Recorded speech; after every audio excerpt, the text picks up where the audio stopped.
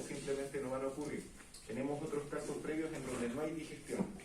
Alguna patología que conozcan, hay dos, al menos condiciones bastante comunes, en donde la digestión de ciertos nutrientes no se da. Enfermedad celíaca, la persona no tiene la capacidad para digerir el gluten.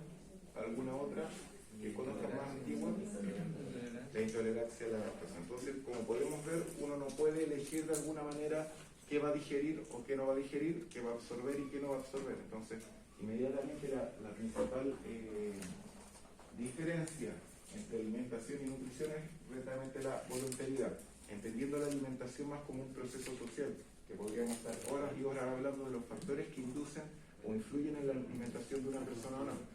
Para el caso de la nutrición, va a depender netamente de factores fisiológicos, fisiológicos, y de alguna manera eso es lo importante que tenemos que analizar en esta clase, ¿ya? Sin embargo, yo igual creo que hay aspectos socioeconómicos o sociales que influyen en la fisiología del organismo y por ende de alguna manera también estarían siendo influenciados algunas características culturales, por ejemplo, en la nutrición de las personas. No sé, si yo les dijera que van al mercado de Taiji en Japón, lo más probable es que si van a consumir cualquier plato de Taiji, les vaya a generar intolerancia. ¿Por qué creen ustedes? ¿Por no estar acostumbrados? No están acostumbrados a secretar enzimas para poder digerir, por ejemplo, esas proteínas de los mariscos o distintos otros componentes, ya sea de los pescados o mariscos de la zona asiática, ¿no? De partida la oferta va a ser muy diferente. En el mercado de Taiji perfectamente van a encontrar carne de delfín, de tiburón, por qué no decirlo de ballena. No sé si alguno de ustedes ha tenido la posibilidad de consumir ese tipo de proteínas aquí. Hay que considerar que esos animales que les he mencionado justamente ocupan en la pirámide biológica, en este caso de depredación, ocupan un nivel mayor a los pescados a los que estamos acostumbrados a consumir aquí en Chile, por ejemplo. Ya eso inmediatamente habla de una proteína o de una composición mucho más compleja que consumir, no sé, congrio o lenguado, por ejemplo, aquí en Chile. Lo otro, la cantidad de mariscos también que se van a exponer es muy diferente a la de aquí. Entonces, inmediatamente podemos ver como factores socioculturales podrían influir también en el proceso de nutrición porque no van a poder digerir esos alimentos. Lo más probable es que les dé intolerancia, al momento de consumirlos van a vomitar, van a tener diarrea y van a tener de alguna manera un malestar bastante complejo si es que deciden consumir todo de golpe, ¿ya? Obviamente si lo van realizando de forma escalonada es más probable que su cuerpo se pueda, en este caso, aclimatar, empezar a tolerar. Esto también ocurre, por ejemplo, con población vegetariana. Si una persona lleva 10 años evitando el consumo de carne, por ejemplo, el páncreas va a dejar de secretar elastina. La elastina es elastasa. La elastasa es una enzima que es secretada por el páncreas para digerir la elastina. La elastina es muy propia de la carne. Pensemos que las proteínas vegetales no tienen esta cualidad de tejido que sí posee la carne, porque justamente al consumir carne estamos consumiendo tejido muscular principalmente. En el caso del reino vegetal no tenemos ese tipo de tejido. En realidad lo que se adquieren las proteínas de frutos, de semillas, de frutos de especies arbóreas o especies vegetales. No es que estemos consumiendo una membrana propiamente tal, ¿ya? Y obviamente esa persona, si lleva 10, 15 años sin consumir carne, en el momento de consumir carne no va a tener la secreción de la elastasa porque el páncreas ya se acostumbró 10, 15 años sin secretar elastasa y obviamente eso le puede generar alguna complicación. No es que la persona se vaya a morir ni se vaya a intoxicar, pero sí al menos va a tener algún problema de constipación, de estreñimiento, ¿ya? Porque justamente esa proteína animal va a llegar intacta al intestino, donde ya debería empezar el proceso de absorción. Esta proteína todavía ni siquiera se va a digerir. Entonces va a llegar en algún momento al intestino grueso y la formación de las heces no va a ser la adecuada, ¿ya? Porque justamente a nivel del intestino grueso, lo ideal es que ya no quede ningún nutriente, o solamente estén presentes lo que yo quiero de alguna manera excretar o eliminar.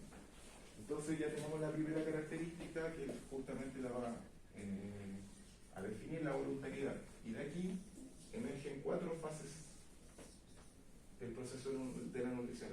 cefálica, la fase digestiva y la fase intestinal.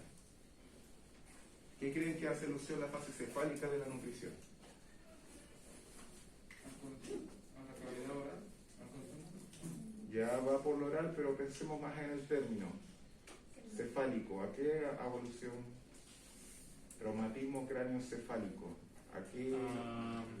Antes de comer, por ejemplo, oler la comida o tener hambre. Exacto, sistema nervioso central, la fase cefálica de la alimentación. En este caso, el proceso de nutrición no comienza cuando tengo yo el alimento en la boca, sino que de forma previa. ¿Ya? No sé, ¿alguno de ustedes tomó desayuno? ¿Y a quién no tomó desayuno? Ya, Estefanía, ¿qué le gusta comer a usted? Muchísimo. Sí. Ya, en el almuerzo, entonces, la primera comida en este caso. Pescado, ya, o algo en este caso que le produzca más ganas de comer. Ñoqui, ya. Piensen en este momento, proyecto un plato de ñoqui bien calentito con todos los aderezos que a usted le gustan. Pero piense que va a salir de esta clase y va a ir directo a consumir un plato de ñoqui con todos los aderezos que a usted le gustan. Y inmediatamente lo que se está estimulando allí en la fase cefálica, si es que alguno comenzó a salivar. Si no comienza a salivar, de alguna manera el sistema nervioso central, solamente al proyectar esta imagen de este alimento, va a decir, chuta, parece que la persona o el individuo, el macroindividuo, se va a ir a comer. Si se va a ir a comer, yo necesito preparar todo el tracto gastrointestinal. ¿Cómo ustedes creen que el esófago es un tubo rígido? Es maleable. ¿Y la superficie, cómo creen que es? ¿Es húmeda? ¿Es seca? No tiene que ser húmeda, como una mucosa, porque si no es, no tiene esas características, puede generar úlceras, un alimento, el bolo alimenticio. Entonces, por lo mismo, lo que ustedes realizan cuando comienzan a salivar es comenzar el proceso de la nutrición, de la fase cefálica de la nutrición, que consiste en preparar al tracto gastrointestinal para recibir el alimento. ¿Ya? Y eso no solamente se trata de un recibimiento a nivel mecánico, como puede ser la preparación de las mucosas, sino que también no solo voy a hidratar el tracto gastrointestinal, sino que también voy a preparar la maquinaria digestiva que en algún momento va a comenzar a digerir estos nutrientes. ¿Bien? Entendamos que, por ejemplo, un alimento típico, ya el pan. Aquí hay una lluvia, no soy tan bueno dibujando, pero parece una galleta, más que una lluvia. Ya pensemos en la yuya. ¿Qué macronutrientes presenta esta yuya? Carbohidratos principalmente, porque está hecho a base de harina. Ya, entonces, ¿cuál vendría siendo el principal carbohidrato que nosotros ingerimos?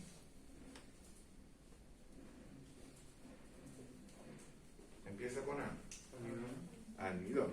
En este caso vamos a tener una fuente rica de almidón. Pero para que esto pase aquí, es difícil porque yo tengo un pan, en este caso tengo una estructura compleja. ¿Qué requiero para que se transforme en algún momento en almidón? Degradarlo. ¿Y cómo lo vamos a degradar en la fase cefálica de la nutrición? Primero lo pensamos, secretamos saliva y luego comienza el proceso de masticación. ¿La masticación es un proceso digestivo? Sí es digestivo, pero es una digestión mecánica. Cuando hablamos de digestión, no pensemos solamente en la digestión química, hablemos de la digestión en este caso a nivel de escindir moléculas. De una molécula compleja, yo la vuelvo cada vez más pequeña, para que en algún momento yo la pueda absorber. Esa es la función de la digestión. Moléculas complejas, yo las voy desarmando, por decirlo así en palabras simples, para que en algún momento sean tan pequeñas esas moléculas que yo la pueda absorber. ¿Se puede absorber el almidón? ¿En la boca o en el intestino? Sí. ¿Como almidón propiamente tal? No. ¿Qué es lo que absorbemos nosotros? Glucosa o también otros polisacáridos, pero almidón es bastante grande.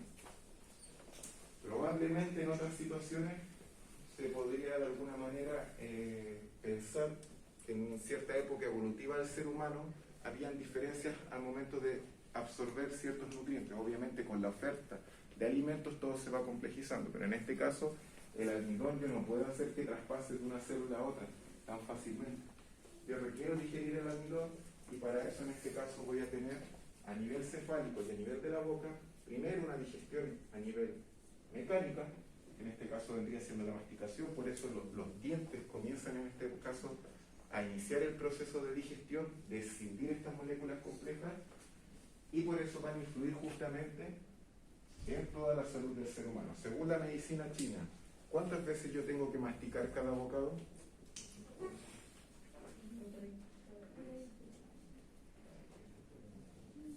Siempre hay datos diferentes, pero yo no he encontrado ninguno bajo 35. Incluso siempre entre 40 y 60 veces uno debe masticar cada trozo de comida.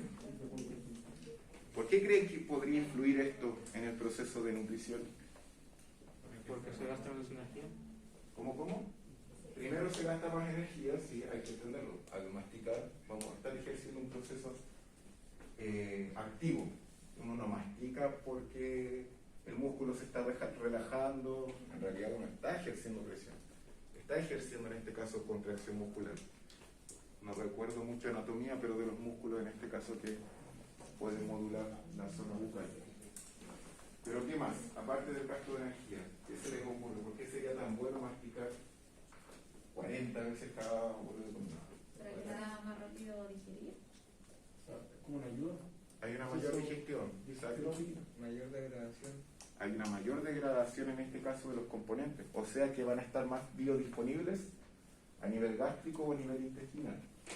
¿Qué implica que estén más biodisponibles?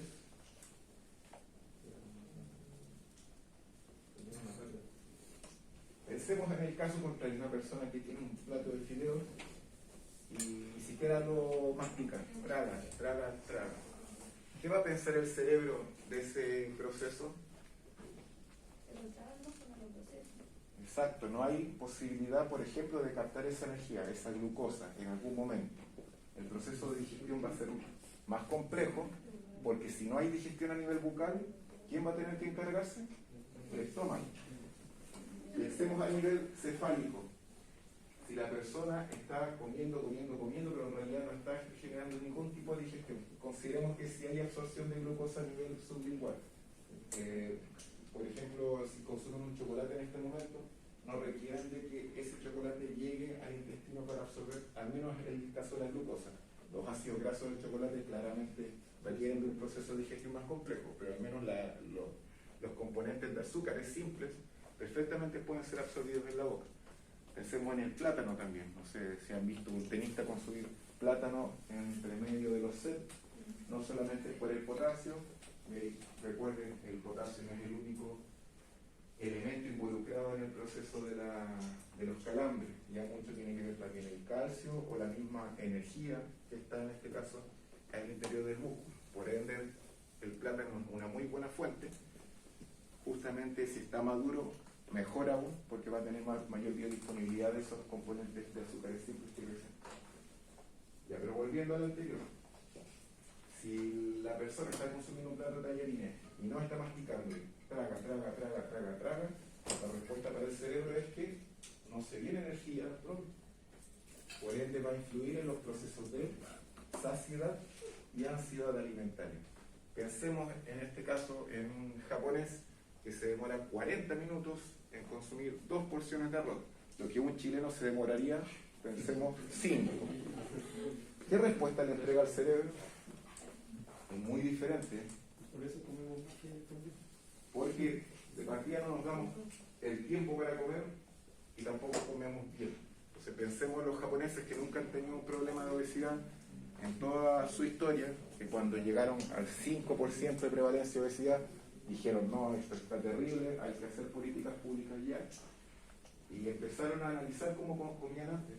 Muchos dicen que el problema de los japoneses, cuando empezaron a elevar sus cifras, se debe a que empezaron a adquirir hábitos extranjeros.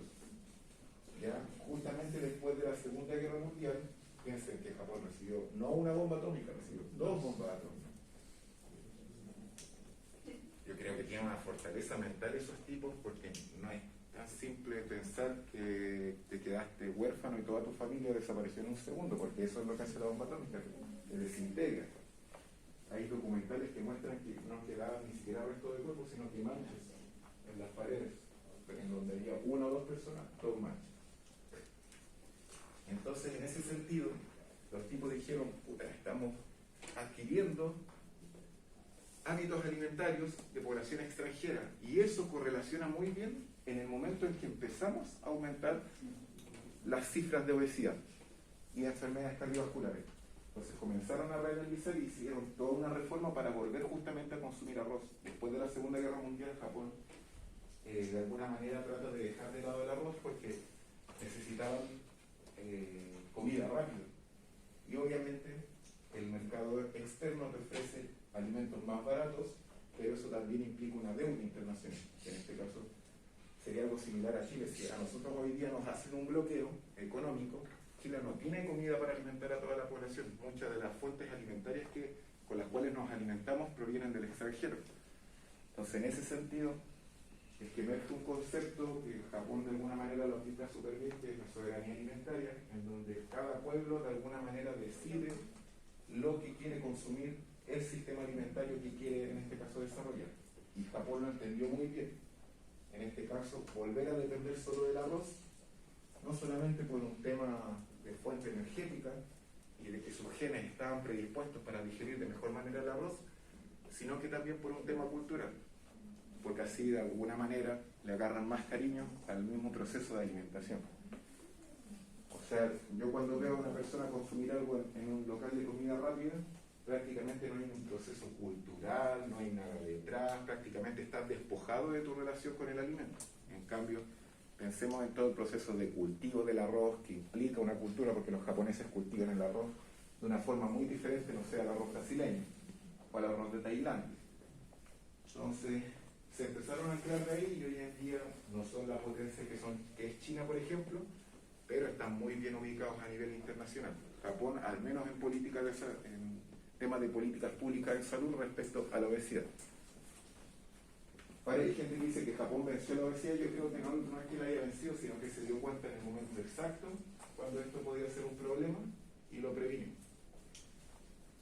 Y al respecto a eso, entonces, ¿se dan cuenta de la importancia de la masticación? ¿Se dan cuenta que no es banal que una empresa de retail les dé 30 minutos para almorzar a sus trabajadores frente a lo que ocurría antes? Yo cuando era niño al menos recuerdo que no había jornadas completas. Uno salía a la 1 del colegio y tenía que ir a almorzar para volver a las 3:30. Y eso ocurría generalmente con todo el retail. Si uno iba al centro, al menos en el caso mío en Antofagasta, entre 1 y 3, no había pero nada abierto, no se movía ni una pluma, ni basura, porque Antofagasta es bastante sucio. Y era raro. Después tuve la oportunidad de viajar a Buenos Aires y lo comparaba en Buenos Aires. Eso no ocurría entre 1 y 3, sino que ocurría entre otro horario, que era en el caso como que duerme la siesta. Hoy están a las 3 de la mañana. Sí, tienen unas diferencias en este caso culturales que son importantes. El problema es que ahora en Chile ni siquiera no tenemos nada prácticamente, hay que trabajar todo de niño. Y justamente la gente más vulnerable, la que no tiene acceso a una buena alimentación, es la que tiene que alimentarse en 30 minutos. O de repente usted, en este caso, cuando se quedan sin ventana para comer, que yo lo encuentro inaudito, se están promoviendo justamente hábitos o estilos de vida saludables. Yo también tenía un compañero, una vez me peleé con uno. Un tiempo yo hice clases en la Santo Tomás de Los Ángeles porque trabajaba en la Universidad de Concepción y un día se lo dedicaba solamente a Los Ángeles para de alguna manera mejorar el tema económico, porque no me gustaba mucho el modelo educativo que plantea. Y tenía un estudiante que realizaba culturismo. Entonces, como yo no hacía clases durante toda la semana en Los Ángeles, solamente tenía que hacer el sábado todo lo de fisiología de 8 a 1. Porque eran todos los bloques que tenía que hacer en la semana, se concentraban el sábado, en este caso, en la mañana. Ya. Yo lo encontraba inaudito, pero en ese tiempo necesitaba dinero, tenía que empezar a trabajar, recién saliendo de la universidad, no me iba a dar el lujo de decirle, ¿saben que no quiero, no me gusta? No. Eso obviamente trae problemas después. Uno de ellos fue, por ejemplo, eso, que no me permitían que mis estudiantes consumieran alimentos dentro de la sala. Y yo le decía, oye, pero tengo estudiantes que vienen de nacimiento viajando, quizás a qué hora llegan a las 8 y van a estar conmigo hasta la 1, sí, puedo hacer break, pero yo no tengo problema que estén consumiendo algo mientras eso no emita olor y no emita sonido, podemos desarrollar bien la clase. Ya, el tema es que luego se supo que había gente que comía y ya se prohibió. El tema es que después surgió otro problema porque tenía un estudiante que realizaba culturismo y justamente estaba en la etapa de mayor volumen, que tenía que consumir cada ciertos horarios comida.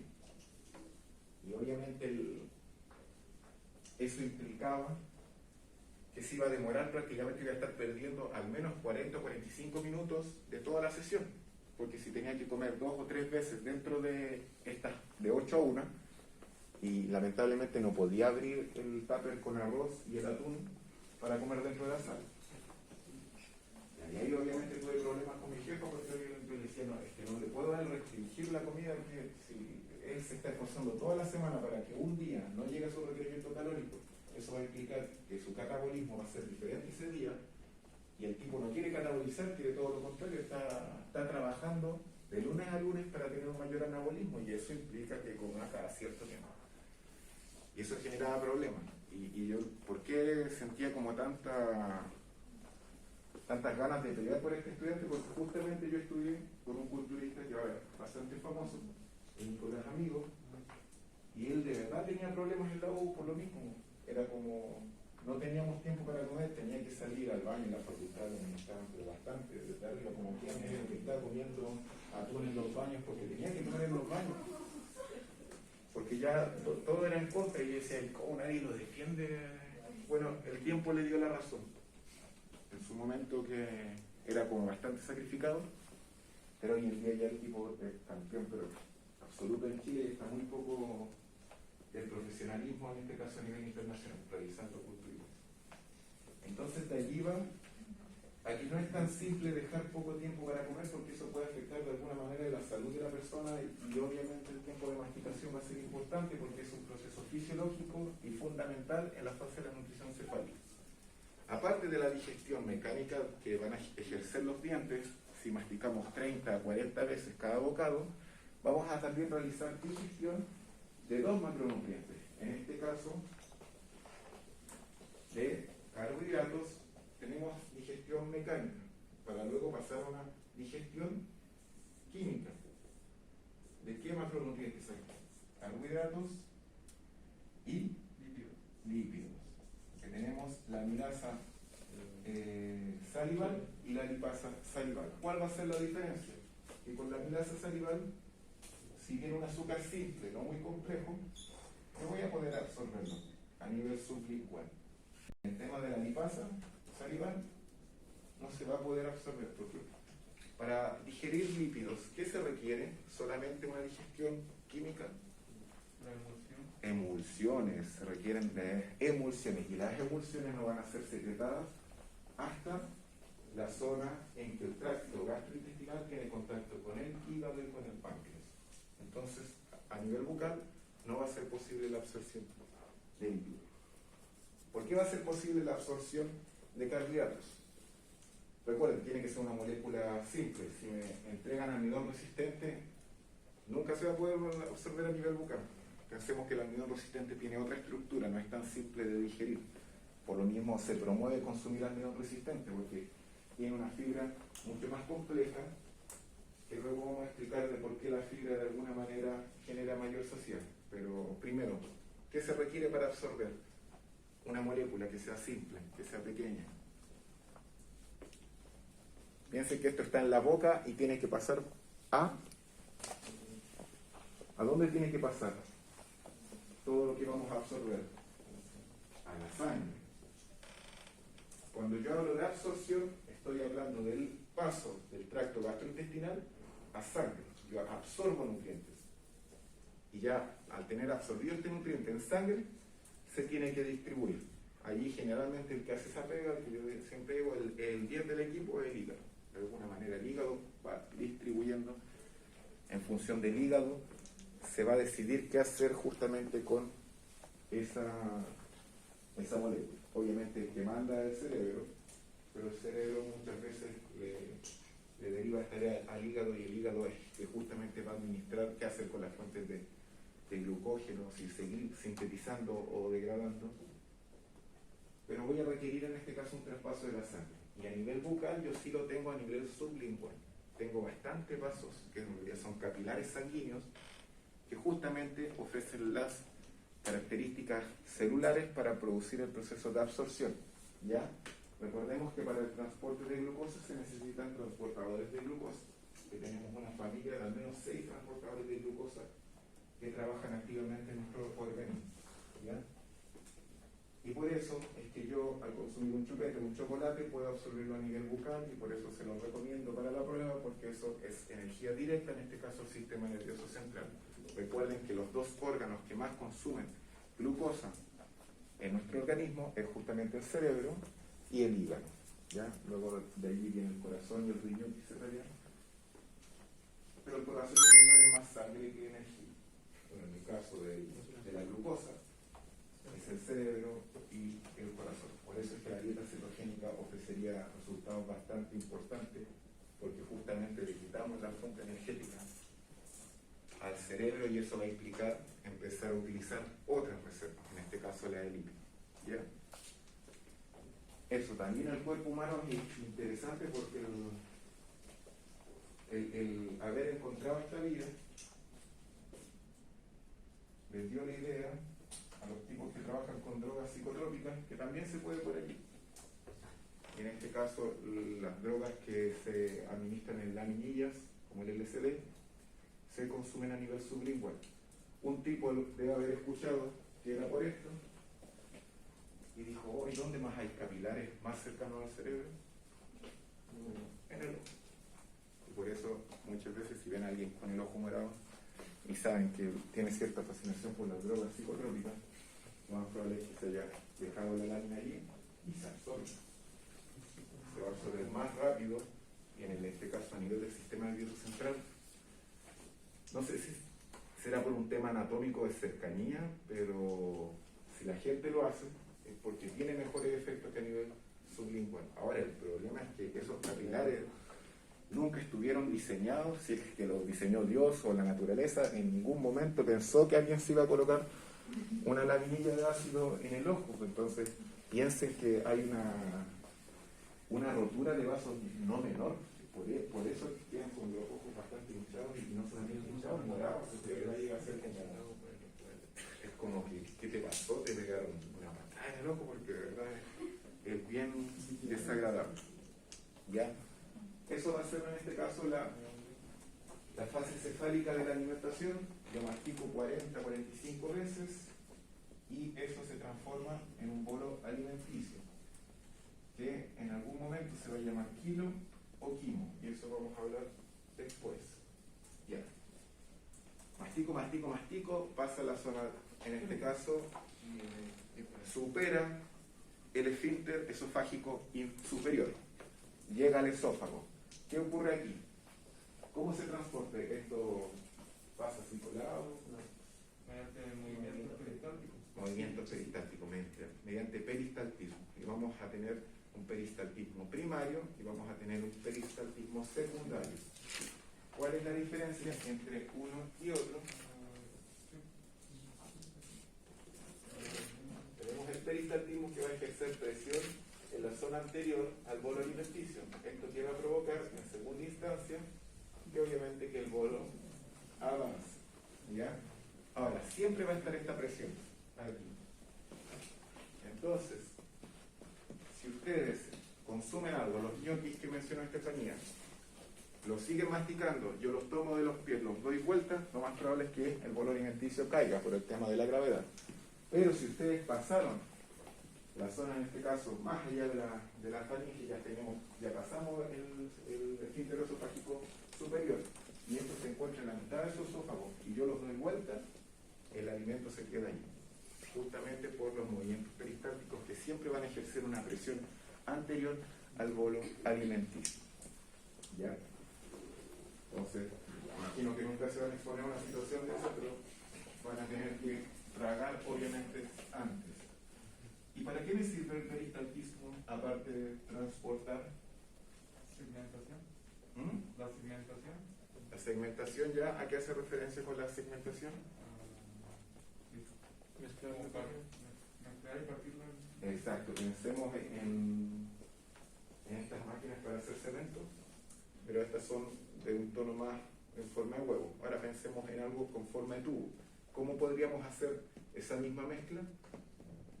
Para adelante y para atrás, tal como lo mencionó su compañero, en donde no solamente voy a transportar hacia adelante el bolo y hacia atrás, sino que también puedo ejercer presión al medio. ¿Para qué? Para que esto se separe en dos. Y así prácticamente es como un gatito jugando lo que hace el sistema digestivo, va separando para atrás, para adelante, para atrás, para adelante, lo parte por la mitad. Y eso justamente va a generar una mayor mezcla con los jugos digestivos. En el caso del tubo que conocemos como esófago, va a primar más que la digestión el transporte. En el caso del estómago, la porción siguiente va a primar la digestión y el transporte. ¿Por qué? En el tubo digestivo que conocemos como esófago, solamente la función va a ser transportar desde la boca de forma segura hasta el estómago. La función del esófago no es digerir en ningún caso. Que va a haber un proceso de digestión, sí, porque hay bastante saliva, hay secreciones mucosas, porque no podemos irritar a nuestro esófago. Consideren que el esófago, si bien la boca vendría siendo la puerta al mundo que tenemos, la conexión que tenemos con el mundo, el esófago se va a enfrentar a elementos que pueden ser exógenos, pero que no pueden ser los adecuados. Pensemos, no sé, recuerdo cuando el chico, una noticia, aparecía, estaban de moda los Pokémon, que venían unos Pokémon como en una bola de silicona. ¿Qué pasó? Un niño de 3 años la tragó. Obviamente el esófago va a generar presión frente a ese elemento exógeno porque no lo reconoce como alimento, y allí el padre, de alguna manera quirúrgico, cortó, extrajo y lo llevó directamente al hospital y lo salvó. Lo salvó. Pero el tema es ese: el esófago, si queremos ponernos estrictos, se va a enfrentar a elementos exógenos y tiene que decidir qué hacer con ellos. De alguna manera, sería como un órgano que está un poco desprovisto de algún tipo de defensa, porque el estómago, si llega algo raro, con el ácido clorhídrico, no hay forma que algo vaya a sobrevivir, a menos que sea un organismo biológico que tiene la capacidad para sobrevivir a ese pH. Pero pensemos que la mayoría de los elementos exógenos no deberían en este caso sobrevivir a ese ácido clorhídrico. Pero en el caso del esófago, entonces, fíjense que es un órgano netamente de transporte. Este transporte lo va a realizar con los movimientos peristálticos, principalmente primarios, que los va a ejercer en este caso, es una contracción circular, si lo quieren llamar, de las fibras. Pensemos que esto todo está con fibras de este tipo. Tenemos tejido a este nivel y tejido a este nivel. Puede ser de otro. El tejido que tiene este carácter circular es justamente el que va a ejercer el peristaltismo. Y el tejido que tiene este carácter vertical es justamente el que va a secretar el moco o las secreciones mucosas del esófago. ¿Hay alguno más importante que el otro? No, probablemente los dos tengan importancia fundamental, porque los que son de carácter circular van a circundar para ejercer la presión del peristaltismo. Los que son de carácter vertical van a secretar no es saliva en estricto rigor, pero sí son secreciones mucosas muy similares a la saliva, que van a permitir que el bolo alimenticio se transporte y no genere fisura en la mucosa del esófago, y de alguna manera le van a otorgar protección a mi esófago, ¿ya?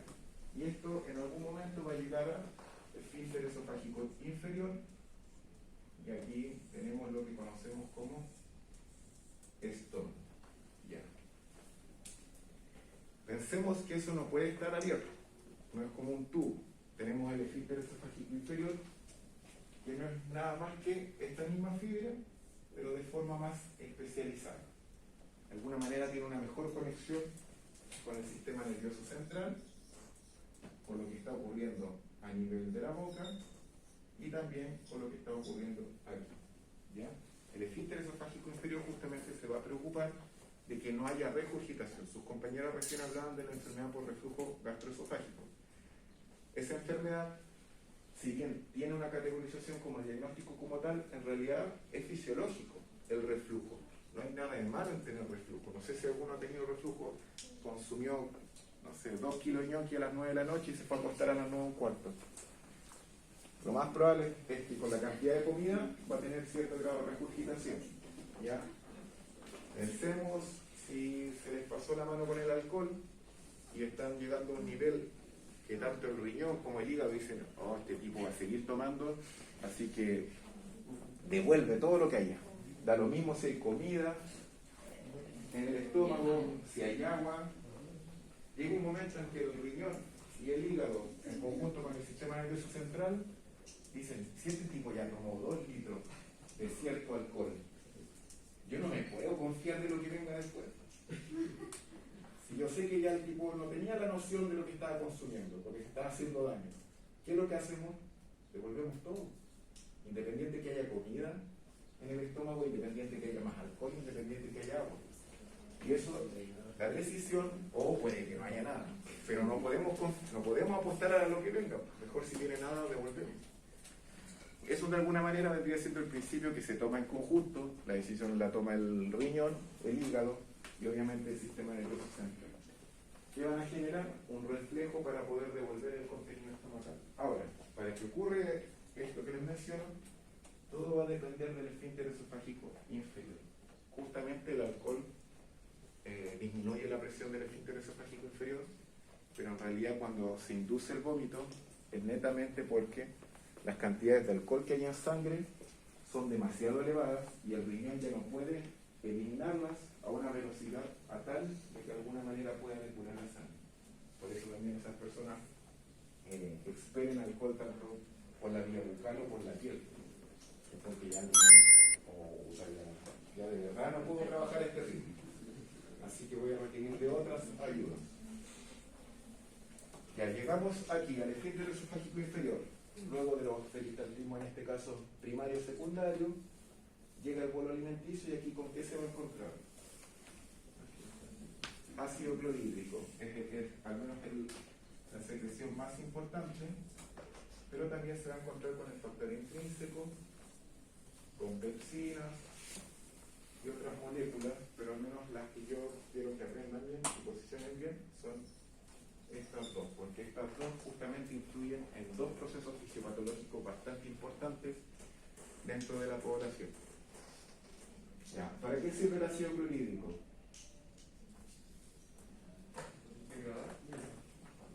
Para degradar. Esto sí que es degradación química en su máxima expresión, porque no degrada con un ligando, no degrada con una proteína, degrada con un pH extremadamente ácido. Entonces, ¿qué hace ese pH extremadamente ácido? Puede en este caso escindir o cortar o degradar distintos canales que puedan estar conformando una proteína, por ejemplo, distintos puertos de hidrógeno, distintos tipos de ligando, no sé, ¿cómo se llama este disacárido? Los de la lactosa para convertirse en glucosa después, los de la fructosa de igual manera, y voy a de alguna manera dejar estos componentes lo más simples posible. Ahora, si es ácido, ¿por qué no daña la mucosa? Porque hay grandes secreciones también de bicarbonato, una molécula en este caso básica que va a ser secretada de alguna manera en conjunto. El bicarbonato junto con el moco secretado por el estómago de alguna manera le van a otorgar una barrera a nivel de la mucosa para que eso no dañe al estómago. ¿Qué va a ocurrir? En las personas que tienen reflujo no debería ocurrir nada, porque esto se devuelve y es bastante interesante porque cuando el esófago detecta reflujo lo encapsula con el peristaltismo, hace lo mismo y encapsula el reflujo y lo deja aquí y le dice a la boca, por favor, envíame saliva, y cae saliva para acá. Como la saliva tiene bicarbonato, termina neutralizando lo que yo estoy generando como reflujo. Y cuando eso se neutraliza completamente, se vuelve algo totalmente básico, esto se distiende y nuevamente cae a estómago. Eso como reflejo fisiológico. Por ejemplo, cuando consumimos grandes cantidades de chocolate o grasa y nos vamos a acostar de forma inmediata, nos ocurre, es pero se devuelve. Ahora, muy distinto es cuando ocurre la enfermedad por reflujo gastroesofágico, que ahí yo hablo de una condición patológica en donde el esfínter esofágico inferior ya no genera presión. Entonces, al no generar presión, permite la devolución de los contenidos gástricos de forma, en este caso, impredecible. Y eso lo sufren bastante las personas porque que se devuelva una vez no hay problema, que se devuelva 2 veces tampoco, que se devuelva 3 tampoco, pero si se devuelve todos los días en gran cantidad de ocasiones, este ácido clorhídrico va a tener contacto con esta mucosa, la va a irritar a tal nivel que puede generar alguna úlcera. Esa úlcera, si no se cuida, en algún momento puede generar una metaplasia, y si eso sigue, puede generar perfectamente cáncer de esófago o esófago de Barrett. ¿Ya? Entonces, si bien podemos conocer a muchas personas que tienen enfermedad por reflujo gastroesofágico, lo ideal es que esto no se repita. Y por eso es que consumen en este caso inhibidores de la bomba de protones o cualquier fármaco, por ejemplo el omeprazol, para poder disminuir, en este caso, el nivel de la acidez del estómago. ¿Ya? ¿Profe? Dígame. ¿Qué era eso? El factor intrínseco. Pero todavía estamos con el ácido clorhídrico HCl. ¿Ya? Entonces, vamos a tener una digestión puramente química en el estómago, y de alguna manera el estómago sano tiene la capacidad de poder, de alguna manera, protegerse del ácido clorhídrico a partir de las secreciones de bicarbonato. ¿Ya? El bicarbonato en este caso es la sustancia básica. El ácido clorhídrico también va a ser no solamente protagonista en la enfermedad por reflujo gastroesofágico, sino que también es lo que conocemos como gastritis. En este caso vendría siendo cuando perdemos esta barrera de la mucosa. ¿Ya? Hoy estamos a la hora del sensor. Ya. Quedamos hasta aquí entonces. Mañana la prueba, ahí le envío a Fernanda, me la dieron, no conozco la sala, ahora la voy a ir a ver. Pero eso.